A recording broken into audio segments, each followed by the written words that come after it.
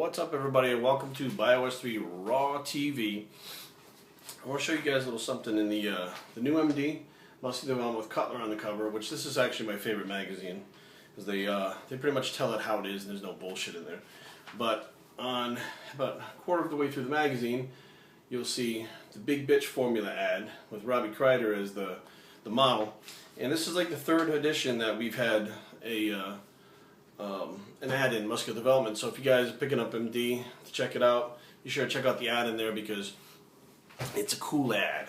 So that being said, I want to talk about something today that I wasn't going to talk about, and I said I wouldn't talk about it, but now I feel like the information needs to get out because I'm hearing more and more absolute bullshit about Trenbolone. So I think it's time to have a little talk about Trenbolone. Let me just put this out there first that I'm not promoting Trenbolone. I'm not telling you to go get Trenbolone. I'm not telling you to break the law. Okay? What I'm going to do is give you facts about Trenbolone and hopefully explain something to you that maybe you didn't know if you're watching this video, that you may have assumed or thought you knew or whatever. Now let's back up and say I have used Trenbolone. I have used it myself. A long time ago, I bought the Finiplex tablets or pellets when they were available on the market, and they had these kits that you would use to make your own Trenbolone, so I knew it was real. So I made my own Trenbolone. That's the Trenbolone acetate, which is the fast-acting Trenbolone. It's in and out of your system in a couple of days. And there's a couple other kinds of Trenbolone. One of them is the Hexi something or other, which is parabolin, and the other one is Trenbolone enanthate, which actually has no medical use or veterinarian use. It is produced specifically for bodybuilders on the black market. So again, if you're in America, don't play with this stuff, don't use this stuff because it's illegal. Not because it's dangerous, not because it's not safe, not because it doesn't work, but it's illegal, and that's the bottom line. You shouldn't be using stuff that's illegal. I'm not here promoting illegal stuff. That being said, it seems like every time I talk about the natural, unnatural thing, especially the diet thing that just came up about dieting on drugs and dieting not on drugs, I get these people jumping in and talking about, well, so-and-so takes Trenbolone, and that makes it easier for them to cut. You've got to be freaking kidding me. It's got to be you. Whoever's saying that has got to be a natural guy who's never used Tren. Okay, and I say that because they look at it as like a unicorn. It's like this mystical thing that's amazing and great, but they've never tried it themselves to know how it works. Because if they had tried it, they would actually keep their mouth shut because they would know that statement about how it makes dieting easier is not true. Okay, I'm going to explain to you why. I think GH15 was this guy's name. GH15 came out and he started spitting out all this information, like inside information about how, oh, you know, it's the poor man's GH, it burns fat like crazy, and you can eat whatever you want and still get ripped in contest shape. Nothing could be further from the truth. How do I know? Because I've used it. I consider myself to have above average genetics. If I want to, I can stay very lean.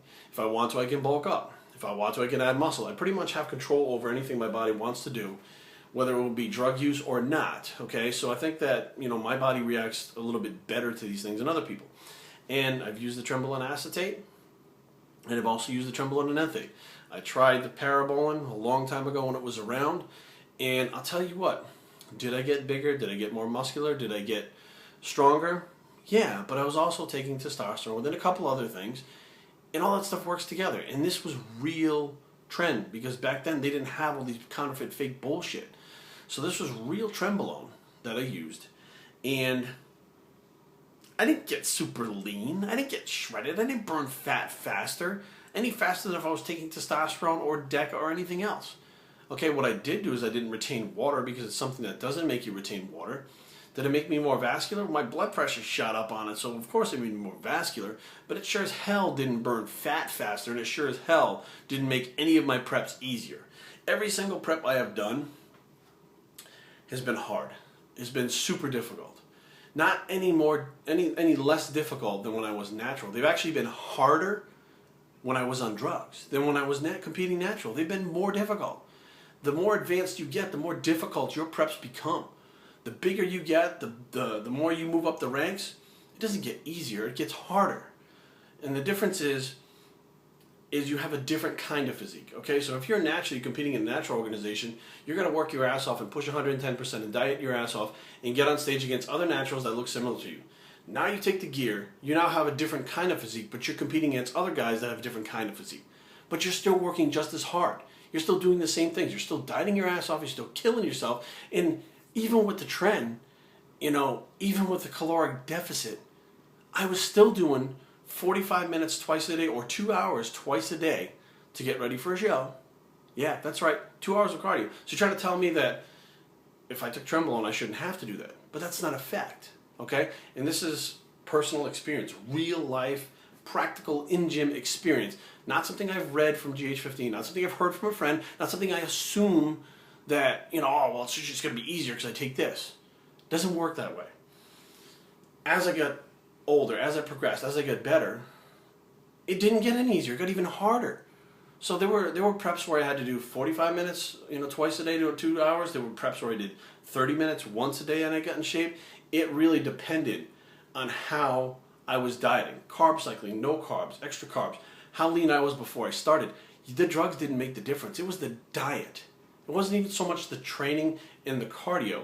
I would have to do more cardio the fatter I was starting a diet. But it was all about the diet. And that's where you guys are getting confused. You guys are thinking, well, if you take the trend, it makes it easier. No, you take the trend, it makes you more muscular, it gives you more muscle. It does not burn fat like you guys think it does.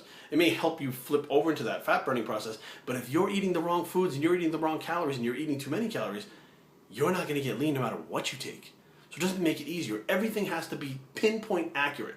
Diet, training, cardio, all that shit. Then you add the drugs to it and it changes and makes that stuff work better. But without those three things being in check, the drugs are not going to work. It doesn't make it easier, doesn't make it better, it just makes it different, okay? Different but the same, if that makes any sense, okay? So that's why I don't care if someone is on drugs or if they're not on drugs. If they're busting their ass in the gym, like this Nunez guy and Ogus, or all the guys, if they are or not, it doesn't fucking matter.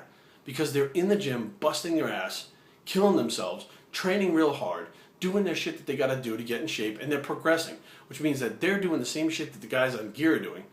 And I don't care what anybody says, because I've been around, I've seen it, I know. I've trained people, I've done it.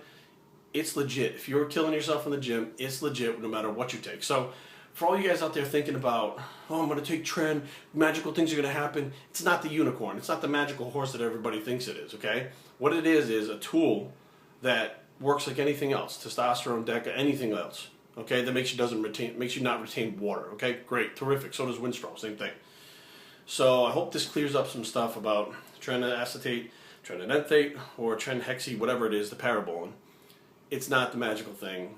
Don't think about using it unless the other things are in check, like your diet and stuff. It's not going to make it easier. And don't do it if it's illegal in your country. biostreettraining@gmail.com. Leave comments down below. www.biostreettraining.com, and we're out.